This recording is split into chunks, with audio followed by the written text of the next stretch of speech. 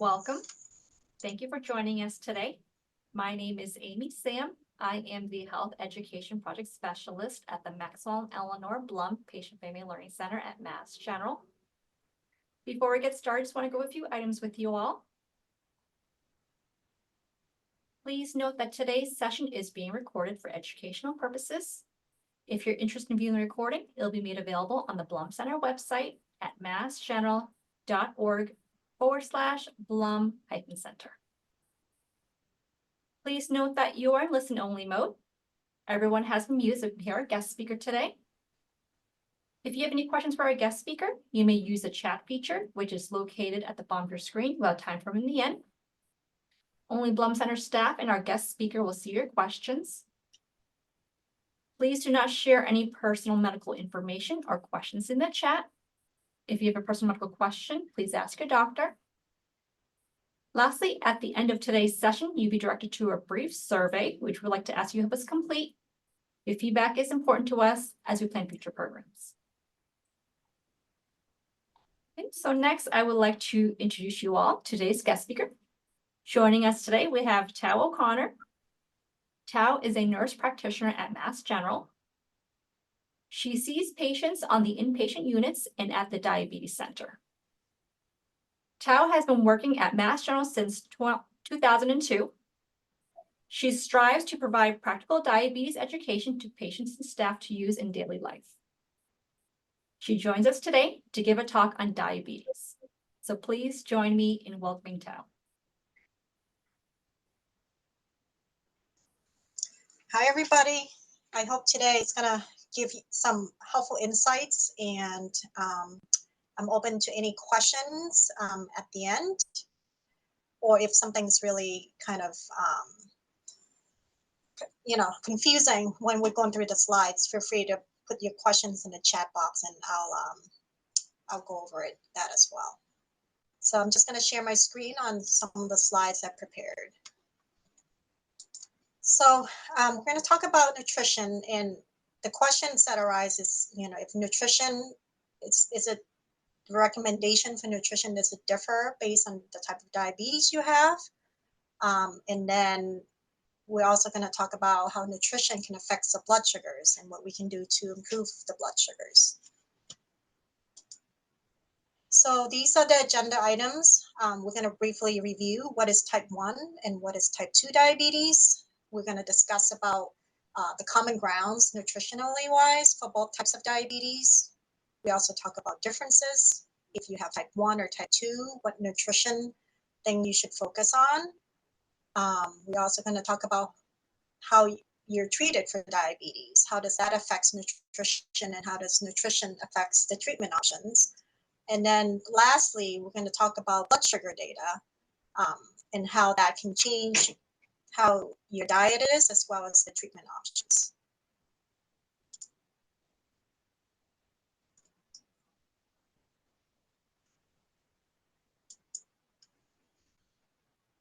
Sorry, it's a little slow.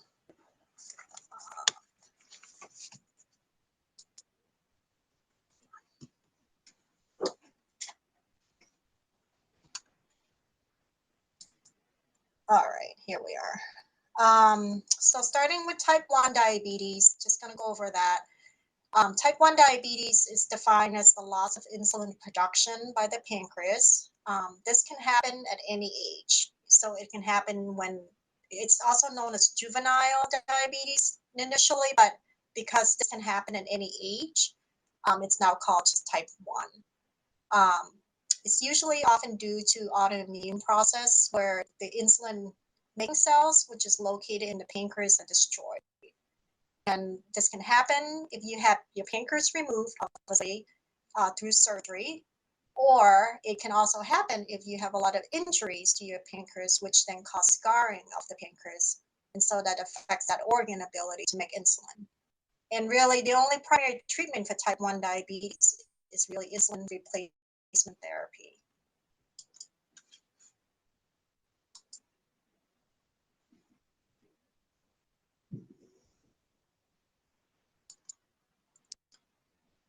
Okay, moving on. The next type of diabetes is type 2. This is probably the more common type of diabetes.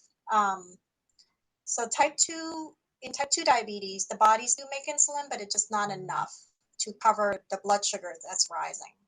Insulin is an option also to treat type 2 diabetes, but there's also other medication, oral medication, other injectable medicine that can use to treat type 2 diabetes. Um, Insulin is used sometimes when there are certain stressors that cause the body to not respond to the other treatment modalities. So these stressors can be acute illness, surgery, steroid medications, or when the sugar's too high for so long that the body's under shock and it doesn't respond well to the other medicine. The other medicine that's not insulin that can be used is, like I said, oral medications or like a once a week injection medication or other injectable medication. So the common things that both types of diabetes have, the common ground for nutrition is that you need to eat a healthy and a balanced meal. What does that mean? What is a balanced meal? A balanced meal is really a meal that should have carbohydrate, it should have protein, and it should have some healthy fats in it. And this actually really help your blood sugar become stable. We also aim for healthy weight, and this is to prevent complication related to diabetes and also cardiovascular complications.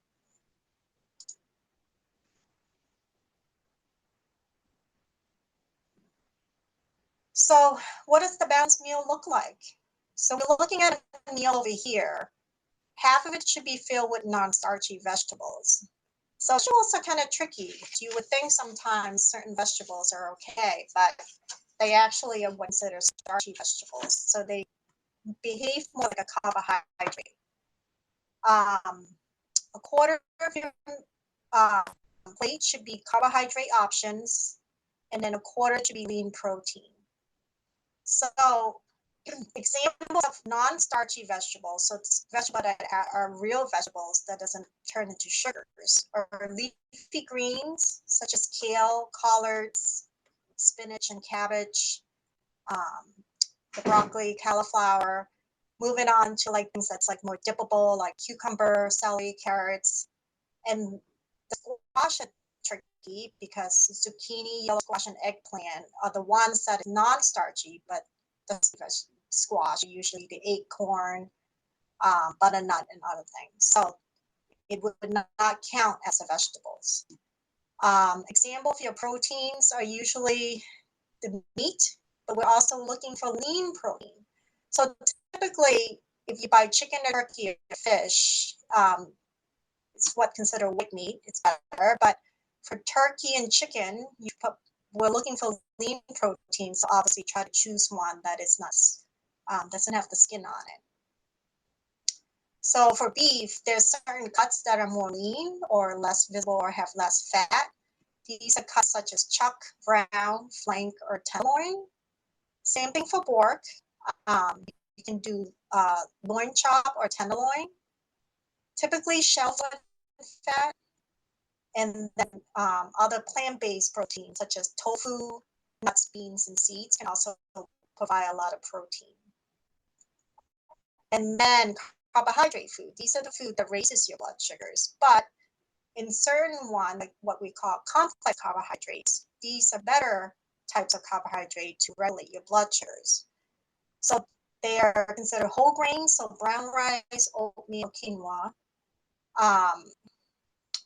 And then acorn, butternut squash, or green peas, parsnip, plantain, potato, yam.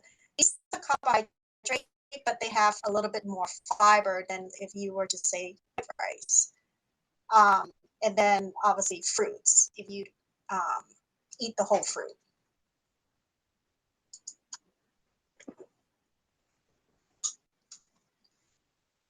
So how does your diet, how does it change with the type of diabetes that you have? So for type 1 diabetes, we said insulin replacement is really the only option to treat type 1 diabetes.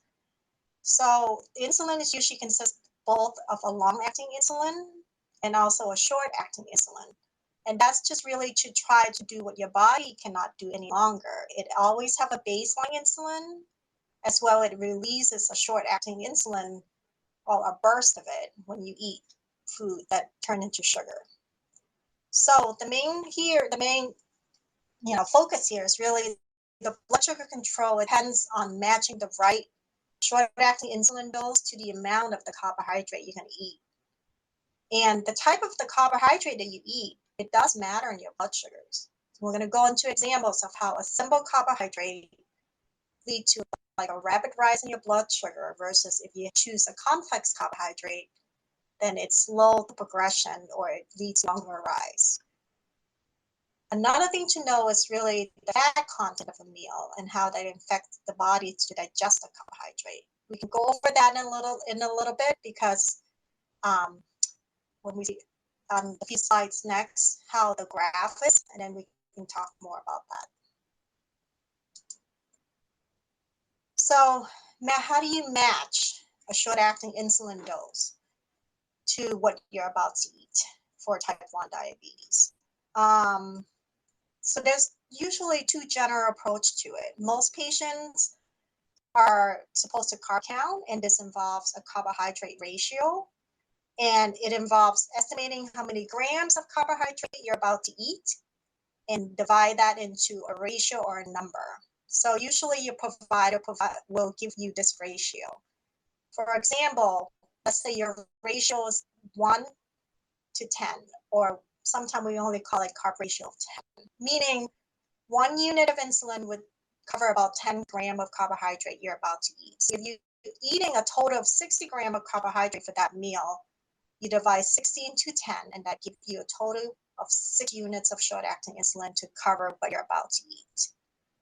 So that's a little bit more complex because you have to know the portion sizes of the meal and how much carbohydrates in that portion.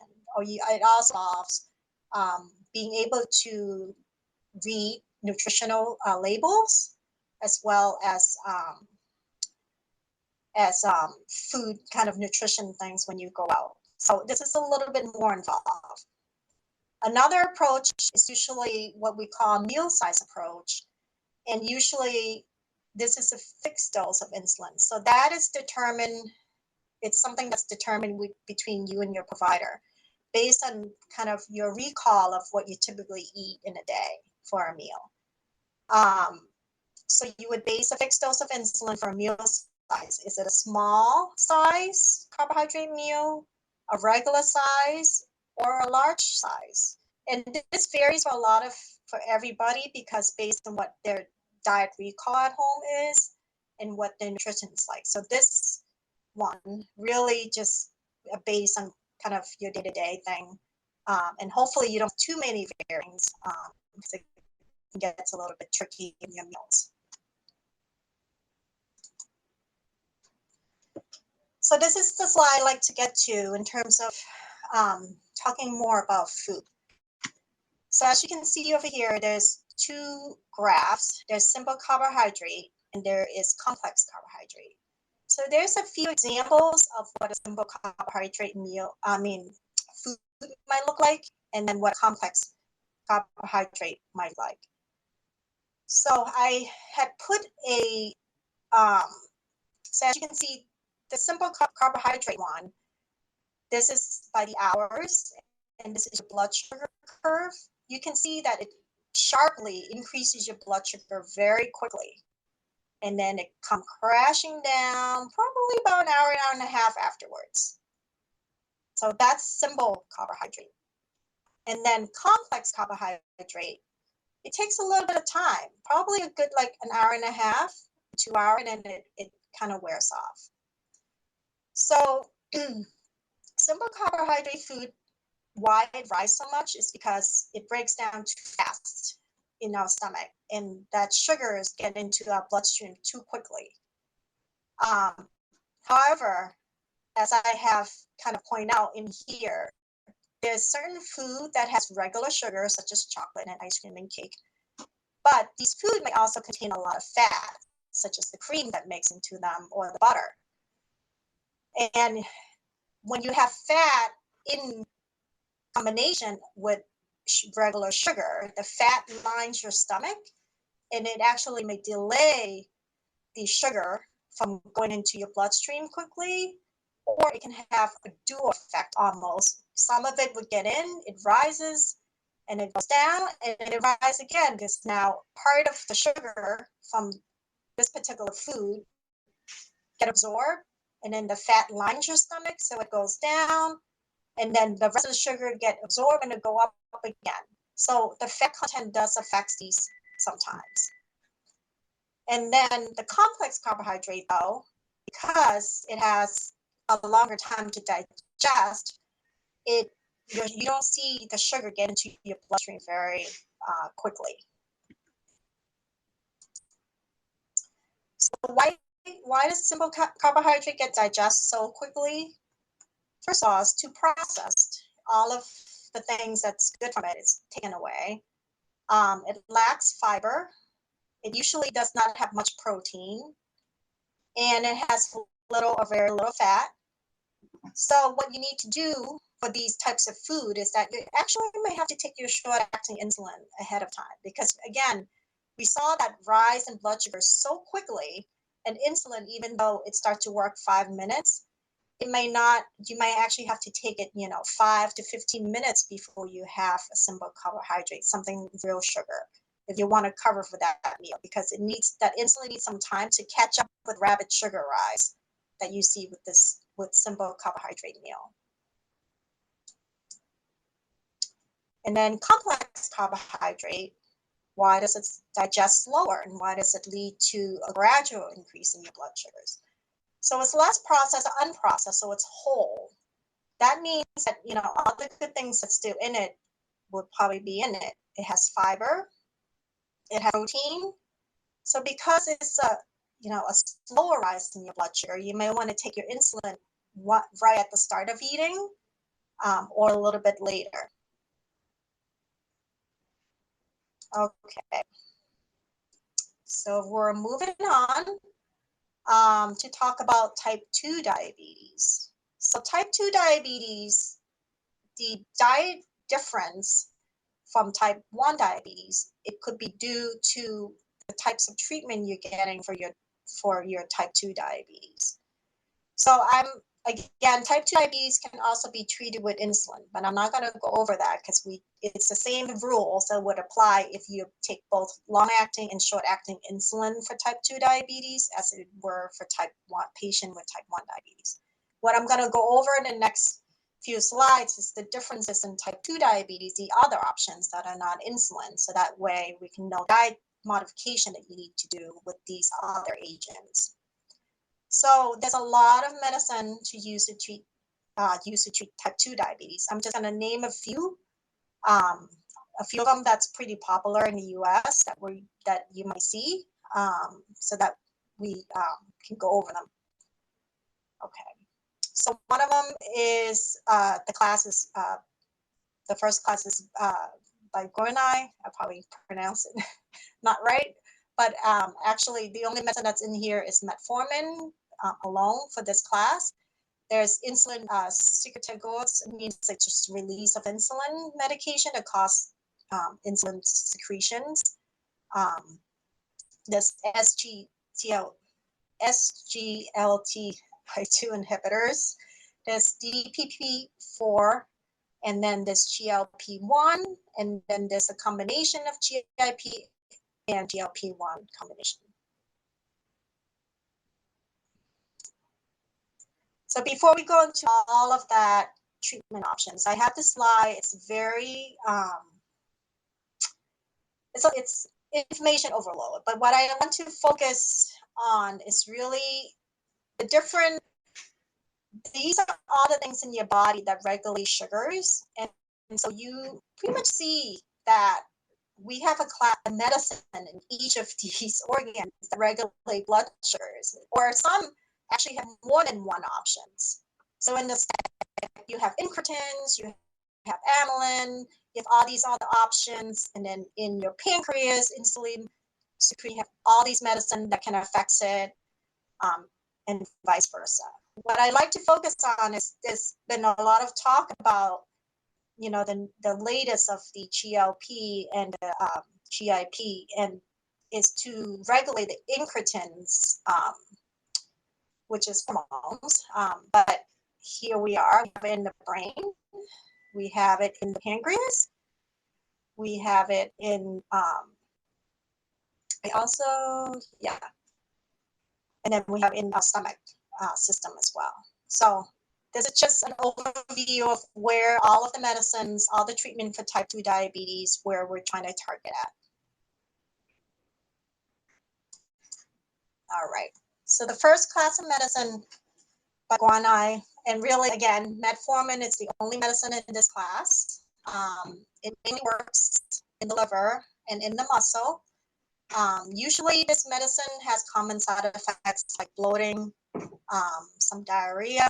So it's best to take with food. It helps you tolerate better. And sometimes in certain patients, if you take an extended release form, it also helps. And it's best to avoid heavy alcohol when you take this medicine. And the reason for that is if you have heavy alcohol consumption, you can have increased risk for lactic acidosis. Taking this medicine over a long period of time, you're at risk for B12 deficiency. So B12 deficiency can cause things like weakness or other muscular symptoms. So there's two ways that you can prevent this. You can take B12 supplements. You can have increased food higher in B12. Foods that are high in B12 are things like clams, liver, beef, salmon, trout, or if you mention these symptoms to a doctor may also check your B12 level to make sure that that's the cause.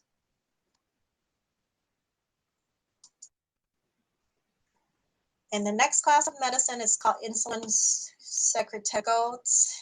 Again, it's a class of two classes of medicine that makes your body release insulin. So they include the meglitinides and the sulfonylureas. And the meglitinides are usually things that are that's in the a class of medicine that usually we know as like the Prandin, allogliptin, and things like that. So sulfonylureas are usually like glimepiride, glipizide, glyburide, and things like that. So usually it's best taken anywhere between 5 to 30 minutes. Again, these are pills, so it takes some time for your body to digest it and process it and get the pancreas to release insulin. So it should be taken a little bit before you eat. It's real important that the portion of the carbohydrate should be similar for each meal, because if you eat over it, the dose of the medicine may not be enough to cover for that sugar rise, or if you eat too little carbohydrate, it can cause the blood sugar to go low. And taking these medicine, if you skip a meal, it could be an issue, or if the timing of meals are delayed. And then obviously the medicine should be held if you're not eating. So the only thing that I would add to this is the meglitinides. These are much shorter acting. They're about they're anywhere between 1 to 4 hours. So these one you take right before a meal.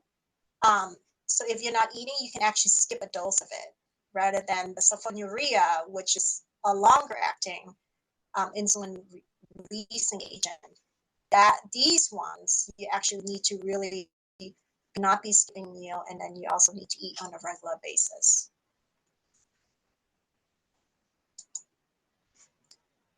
So this other class of medicine is called the SGLT2 inhibitors. They're known as the flowsin, kind of what we call flowsin. The ends in flowsin, like kind of glyphosin or impectin. So brand names would be Invokana or Jardians.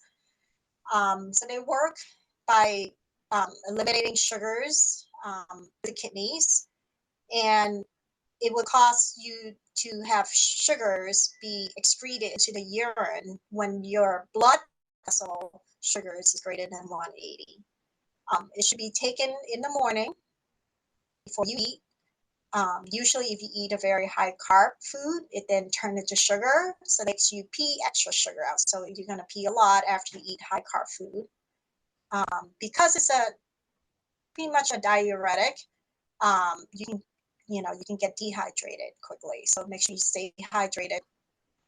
So things that come up that can cause you to be dehydrated, you want to not take this medicine, such as when you don't feel well, you're vomiting, you're having a lot of diarrhea, or you're just not, you don't feel well, you don't want to eat or drink. So that medicine should be held. And sometimes in certain procedures like surgery or colonoscopy, you will be instructed to not take this medicine 3 to 4 days beforehand. And that's because in these big surgeries, if you take the medicine, you have an increased risk to develop what we call euglycemic DKA. So that's why this is held. All right. So this incretin hormone system. Incretin are a set of hormones. Again, they are in your stomach, they're in your brain, but they really play a huge part in appetite suppressions as well as insulin production and decreased glucagon. And glucagon is the hormone that makes your body release sugar. So when you decrease it, your sugars go down. And it also helps sometimes by not breaking down, letting the body break down these hormones that help regulate release of insulin and decrease glucagon. So the first class in this incretin medicine system we're going to talk is the DPP4. So usually this is the what we call they usually are the Januvia. They're easily they increase the concentration of the incretin, like I said, because they prevent it from being breakdown in the gut. They usually don't have a lot of side effects, so you can easily take this. And it only is effective if you're eating. So if you happen to receive a dose, take it, and then the rest of the day you don't feel like eating, it shouldn't really lower your blood sugar because it only activates if you are actually are eating. So this class of medicine, it works well. We want to be an adjunct, but usually it's not like too powerful that will cause you to have low blood sugar or decrease your A1C a lot. Another class of medicine that work on the incretin system is a class of medicine called GLP-1 agonist. So these are the one that ends in the tie, like what we call tie. So the glutathione or semaglutide, so it ends with the tie. So the glutathione or Trulicity, semaglutide is Ozempic or Wegovy. How it works is it increases insulin release from the pancreas, and then it also slows down your stomach from emptying food. So these medicine, believe it or not, some injections can be taken daily or once weekly. So the once weekly are like the Trulicity or the glutathione or the Ozempic, semaglutide. The once a day injections are I'm drawing a blank. But there are once a day injection as well, and sometimes Victoza and other one. But sometimes we do choose to use once daily versus once weekly when someone starts on it.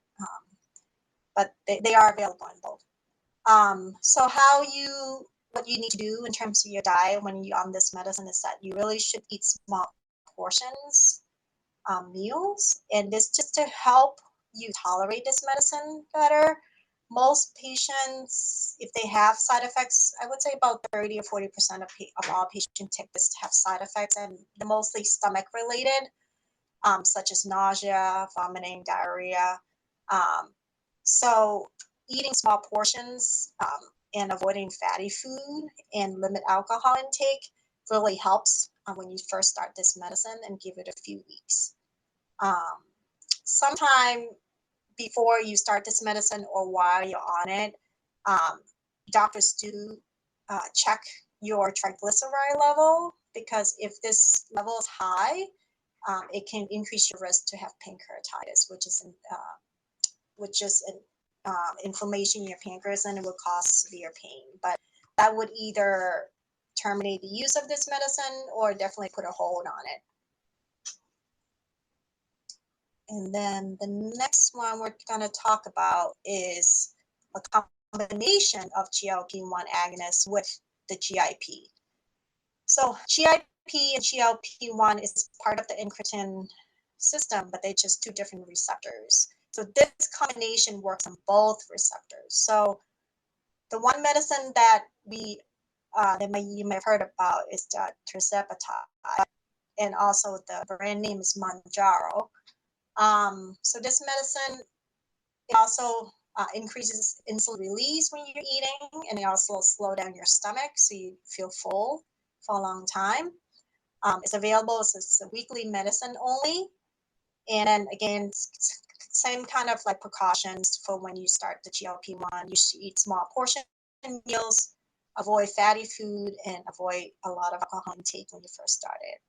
And again, this medicine is not good when your triglyceride level is high, again, because of the risk of pancreatitis. All right, so that was a lot to cover in one session so far. So we're going to move on to kind of talk about blood sugars and what it means, how we measure it, and the pros and cons of all of the types of measurements that we do. So blood sugar data, there's a couple of ways we can check how well you're well controlled on your blood sugars. Most people know about the A1C blood test. Again, this is a blood test ordered by your doctor. It's checked about every 3 months. And it's usually done at the doctor's office. Finger stick glucose is usually done by the patient, and it's the blood sugar, capillary blood sugars.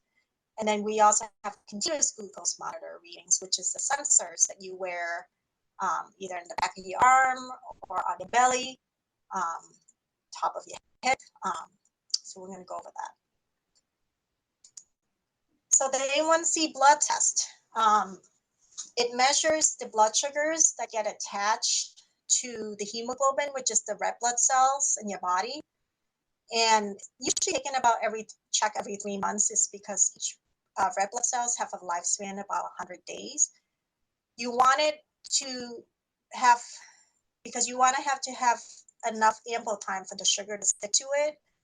So that's why it's checking every 3 months. So the A1Cs give an average of blood sugar readings over the life of the red blood cells.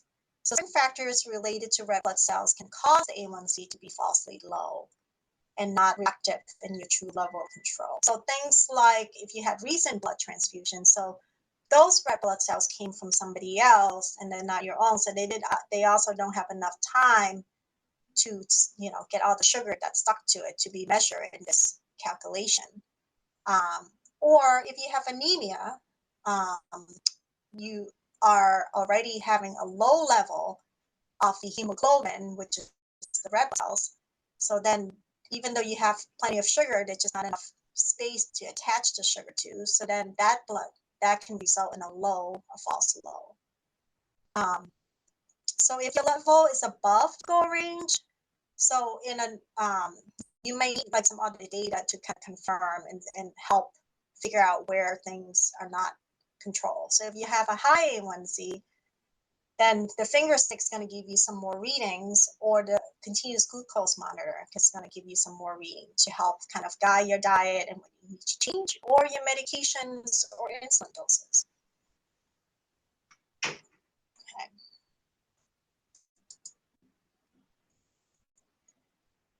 So the finger stick blood glucose is the finger prick with the glucometer. So it measures the glucose in the capillary blood at the time of that you check it. But it can also miss out of range result if it's not checked often. So if you only check once a day, most patients check just once a day in the morning. And they're like, oh, okay, well, my blood sugar is normal, but then your A1C, which just takes an average of all of your sugars all day and night for 3 months worth, that's high. And you're like, why does that happen? Because when I check my finger stick, it's always normal. So because you only check it in that one period of time, you miss the rest of the 24 hours. That could also be very high. You just don't know it. So timing of when to test can really give you valuable insight to how the treatment's doing, and then also your diet. So it's best to discuss with your provider to when you should check your blood sugars, so that you know if you have an out of range blood sugar reading, you know what caused it. Is it either too little insulin, too little medicine, or because of your diet choices?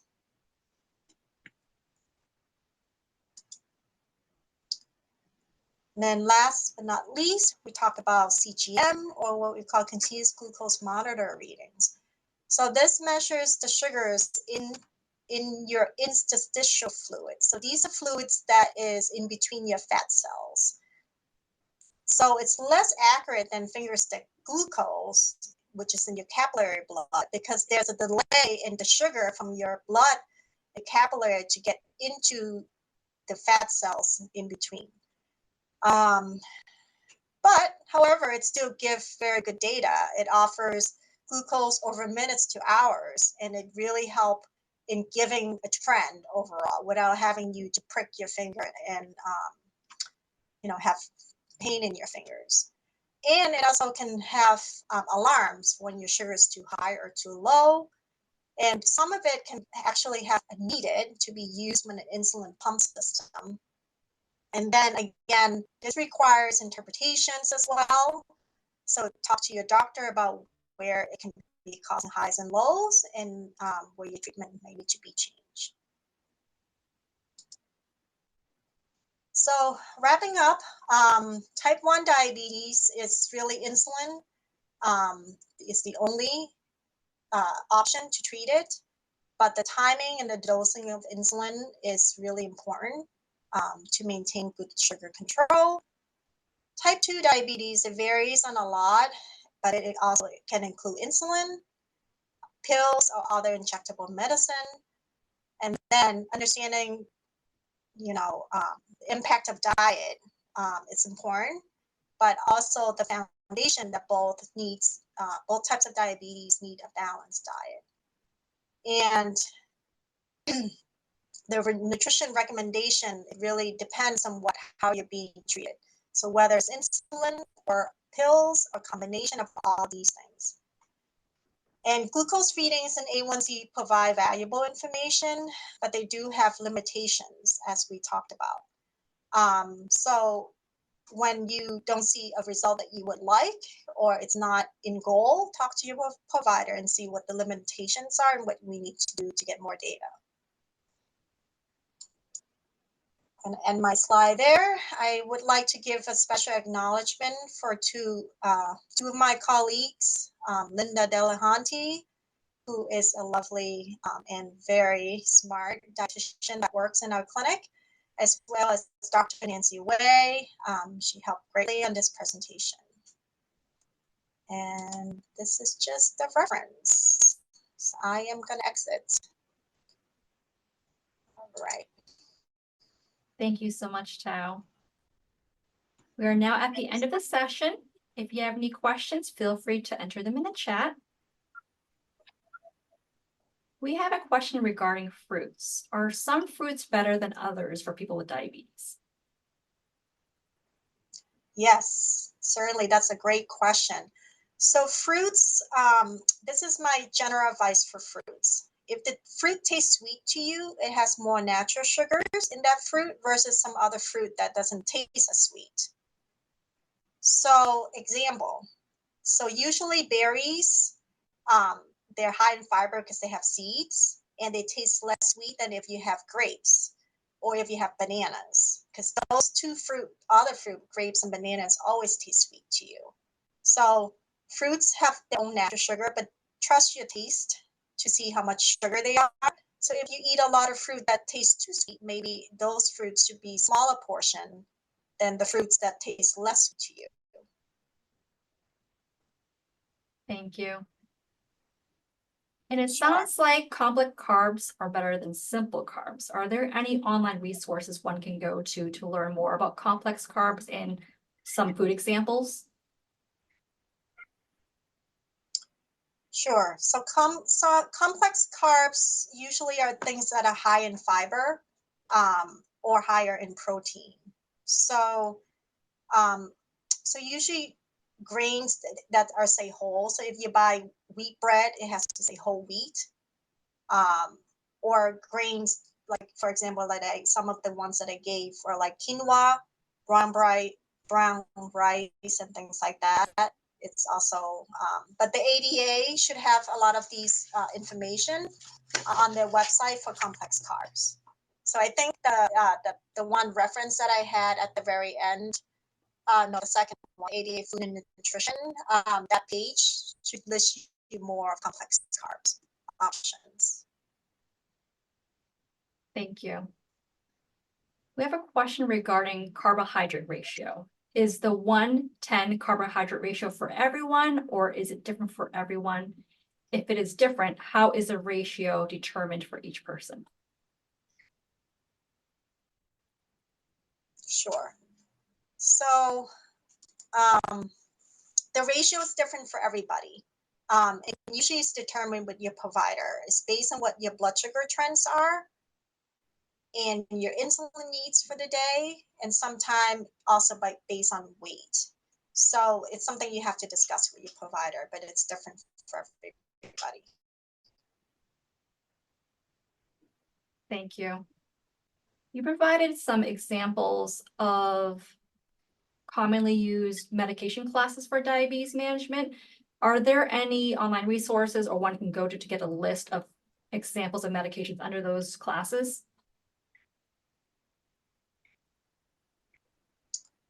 Yes. Trying to think. The one article that I have for reference, it may be a little bit too much, but it does list everything. I would think the ADA probably have a website, which page, I'm not sure.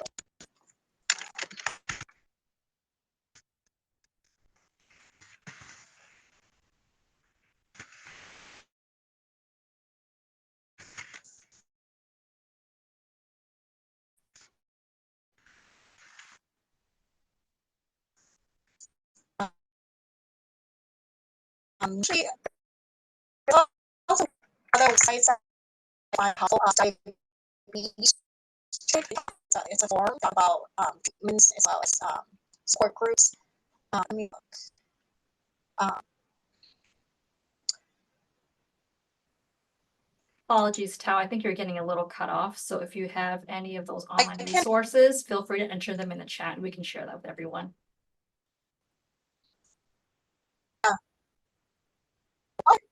great. I'm looking for them. I will share. Is any question? Me too. Here we go, diatribe. Any other question you'd like me to answer? Yes, we have a clarifying, like a person who wants some clarification about A1C testing. Should they be tested every 3 months?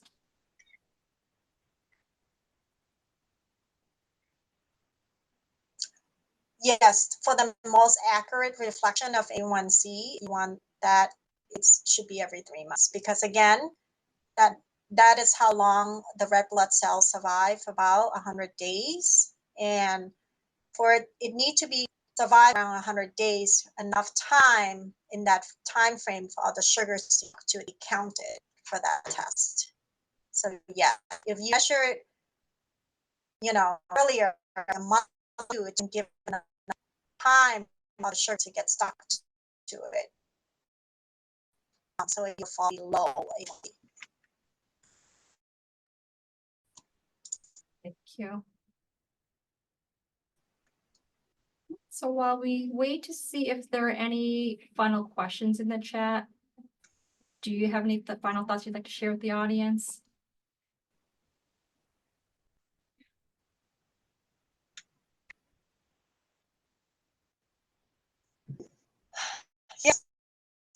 I think it's very complex. We have much options here to explore. That's great from different colors, but I think that if you meet a dietitian, if you have a specific question related to food that you eat in your culture, some more specific questions around that, I find that is very helpful for you and the dietitian to answer more directly and whether it's the dietitian or even your diabetes. Doing some of you asked your question. The other one is how you prepare food can really affects the quality of food, from health to a bad food almost. So, for example, if you like okra, which is the great green vegetables, have protein and a lot of fiber, but if you fry okra, then that kind of because you're frying in probably not so great kind of fat, or if you fry it in butter or things like that. So how you prepare it does alter the food as well. So there's tips to substitute to kind of go around that, or try to create similar tasting without adding all of the unnecessary fat or change it up. Thank you. And you brought up a great suggestion of working with a dietitian for those who need extra support. Can they work with just any registered dietitian or a dietitian who specializes in diabetes?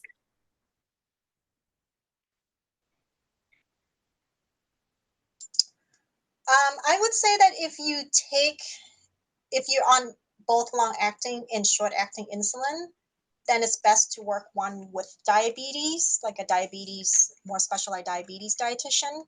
But if you're not on insulin, if you're on other medicine, then I think a general dietitian would be fine.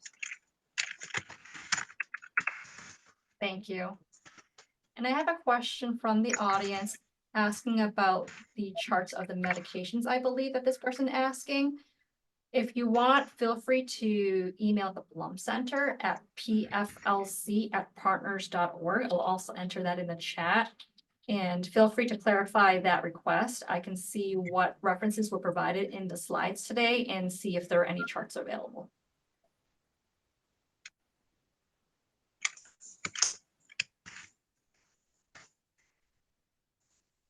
Thank you. And Thao also shared an online resource.